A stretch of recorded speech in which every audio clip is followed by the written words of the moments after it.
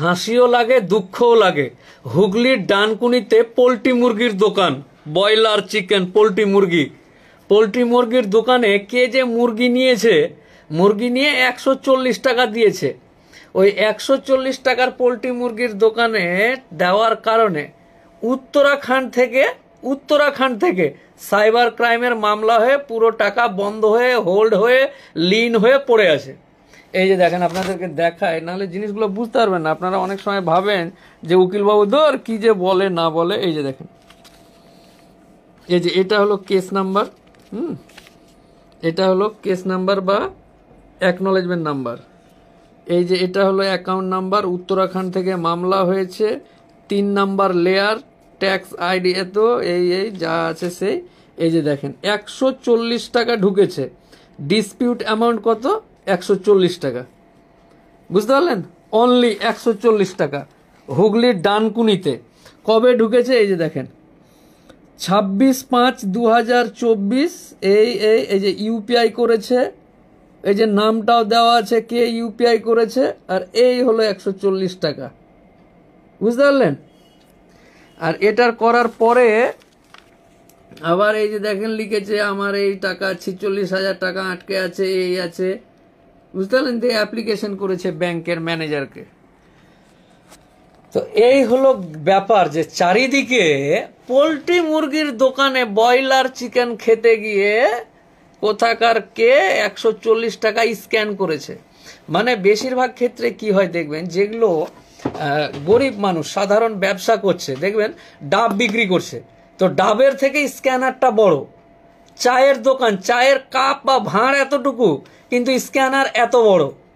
বুঝতে পারলেন না? তাজ হোটেলে যান, অমুক জায়গায় যান, স্ক্যানার নাই বা অনলাইন নিবে না।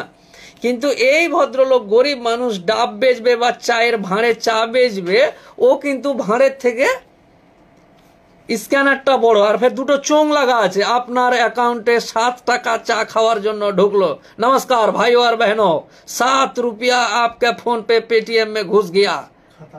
হ্যাঁ, আপনার খাতা মে 7 রুপিয়া ঘুষ গয়া, এরকম করে কিন্তু দুটা চোং লাগানো আছে। মানে 7 টাকা, আমি অনেক টাকা ইনকাম করি, কোনো চোঙও নাই চাঙও নাই, কেউ জানেও না বুঝেও না, আইডিয়া করে।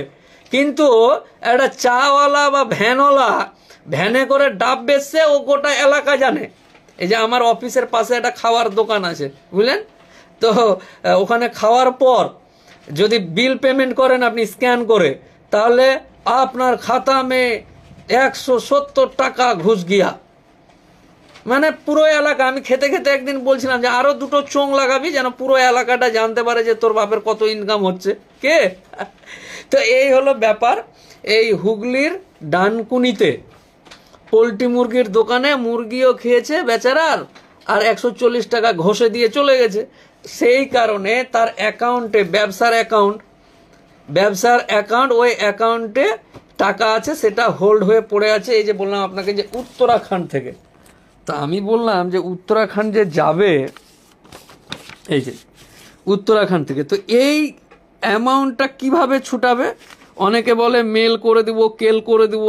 এই মেল করতে থাকেন, আপনার অ্যাকাউন্ট নিজে নিজে খুলে যাবে, এই হয়ে যাবে, অমুক হয়ে যাবে, যেতে হবে না, এই করতে হবে না। তা হয়? আপনি যে ক্ষমাও চাইবেন যে ভাই এটা আমি পোলট্রি মুরগির দোকান, তাহলে দোকানের ওই কাগজপত্র নিয়ে গিয়ে গলায় গামছা দিয়ে, হুজুর আমার ভুল হয়ে গেছে, কে আমার দোকান থেকে মুরগি খেয়েছে, মুরগি খেয়ে এরকম চুরি করা টাকা দিয়ে দিয়েছে, আমাকে মাফ করো। তো এটা কোথায় বলতে হবে? এটা উত্তরাখণ্ডে গিয়ে বলতে হবে। কারণ উত্তরাখণ্ড ছাড়া ভারতবর্ষের কোনো একটা জায়গা থেকে ওই এনওসি বা ওই মামলার ব্যাংকে দিবে না। আর যতক্ষণ না ব্যাংকের ম্যানেজার যদি আপনার শ্বশুর হয়, তো জামাইয়ের অ্যাকাউন্টে পোলট্রি মুরগি খেয়ে এরকম হয়েছে, খুলে দিন না, পারবে না। কোনো ব্যাংকের ম্যানেজারের কোনো ক্ষমতা নেই, 5 নয়া ক্ষমতা নাই ব্যাংকের ম্যানেজারের। বুঝতে পারলেন না? নিজের জামাইয়েরও ব্যাংক অ্যাকাউন্ট যদি হোল্ড হয়ে যায়, লিন হয়ে যায়, ফ্রিজ হয়ে যায়, ব্যাংকের ম্যানেজার কিছু করতে পারবে না। কারণ এই হোল্ড বা ফ্রিজ বা লিনটা ব্যাংকের ম্যানেজার বা ব্যাংকের লোক করে না। কোথাও একটা ক্রাইম হয়েছে, ওই ক্রাইমওয়ালার লোক বা পুলিশ ব্যাংকে বলেছে বন্ধ কর। বুঝতে পারলেন না? তাহলে ব্যাংকের ম্যানেজার যদি আপনার শ্বশুর হয়, তাহলে ম্যানেজারকে যেতে হবে। গিয়ে বলতে হবে যে ওই থানাতে উত্তরাখণ্ডে গিয়ে বলতে হবে जिसको मैं खोल दीजिए, তাহলে খুলতে পারেগা। বুঝতে পারলেন না? তো এই হলো বিষয়। কোনো মেল টেল কেল এক একজনের হয়তো এক একটা কি হয়েছে না হয়েছে তাতেই ভাবছে যে বাপরে বিশাল কিছু হো গিয়া, মেল মেই খুলে যেতে হবে না। মানে 19 জনের মধ্যে 7 জন 8 জন বাইরেই আছে। যদি মেলেই খুলে যায় বা আর কিছু খুলে যায় তা আমরা বসে বসে ওখানে যাই থানার দেখতে, আরে থানা তাজমহলের মতন দেখতে যায় থানা, ঠেকা পড়েছে না। তো মামলাগুলো ওই যে উপর আচ্ছা অনেকেই যে বলে মেল কেল এই ও কর দেগা, তো উপর যদি আপনি ওষুধ লাগিয়ে দেন তো ভিতরে ঘাটা পচে যাবে, একেবারে ওর থেকে শিকড় থেকে তুলে ফেলে দিতে হবে মামলাকে, তাহলে হলো মামলা।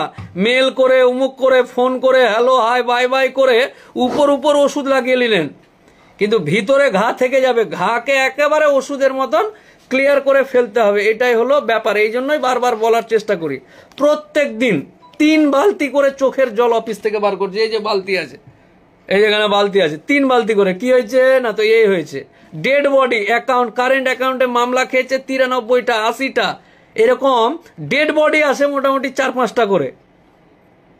আসাম, মেঘালয়, ত্রিপুরা, পশ্চিমবাংলার বিভিন্ন প্রান্ত থেকে এসে অফিসে কান্নাকাটি করে, আর 3 বালতি করে জল, বালতি চেঞ্জ করতে হয়। তোর বল কি হয়েছে, স্যার। মানে গেম খেলার সময় বা আর কিছু করার সময় বা এই সমস্ত কাজ করার সময় বাঘ, আর মামলা খাওয়ার পর পীর সাহেব। একবারে মনে হচ্ছে বাপ রে বাপ, ফেরেস্তা বসে আছে, ফালতু এটা করে দিয়েছে পুলিশ। না, ওই ফেরেস্তায় যখন এগুলো খেলছে বা আর কিছু করছে তখন অন্য কিছু। আর যাহা কেস খেয়ে একবারে কুজো হয়ে গেছে, কেস খেয়ে কুজো হয়ে অফিসের পাশে আমার পাশে এসে বসছে, মনে হচ্ছে একেবারে সাধু সন্ন্যাসী বাবা রাম রহিম সব, আর পীর সাহেব এসে সেজে বসে থাকছে। বুঝতে পারলেন না? তো এই যে বাবা রাম রহিম হোক বা পীর সাহেব হোক, যেই হোক না কেন, এই যে অনলি দেখেন 140 টাকা। আপনারা বলবেন যে এই যে 140 টাকা, এই যে उत्तराखंड से बंद हुआ है, এই যে এটা অ্যাকনলেজমেন্ট নাম্বার, এই যে উত্তরাখণ্ড, এই যে 3 নাম্বার চোর। বুঝতে পারলেন না? এই যে 26 এই 100 টাকা ঢুকেছে, ডিসপিউটেড অ্যামাউন্ট 140 টাকা। তো এই হলো ব্যাপার। বলতে আমার অফিসে যারা এসছে তারা জানে যে সারাদিন বকর করার পরেও আমি এই যে লাইভগুলো করছি, কান্নার জল বা চোখের জলের ভর্তি হয়ে যাচ্ছে বালতি, তাই আপনাকে বাঁচানোর জন্য বলছি। বুঝতে পারলেন না? এই জন্য শেয়ার করতে বলি। আমার কি এটা গান নাকি যে খুব সুন্দর লাগছে শুনতে, শেয়ার করো সবাই, গানটা আমার শুনুক, গানটা ফেমাস হলে আমি গায়ক হয়ে যাব? না, আমার এই